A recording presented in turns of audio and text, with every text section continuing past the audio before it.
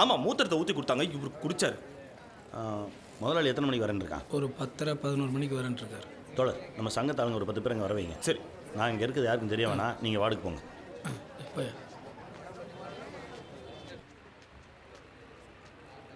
ஏன்னா ஒரு மாதிரி இருக்க? டிஃபன் சாப்பிட்டியா இல்லையா? சாப்பிட்டேம்மா. இல்லை சாப்பிடலாமா. ஏன்னு? எல்லாம் என்னால் தான். என்ன பண்ணி தொலைச்ச? இல்லை, ரங்க உனக்கா இவ்வளவு கஷ்டப்படுறது தெரியாது. முதலாளி சரக்கு வாங்கி கொடுத்து பணத்தை கொடுத்தோடனே பத்திரத்தில் கையெழுத்து. நீ எல்லாம் ஒரு அப்பனா?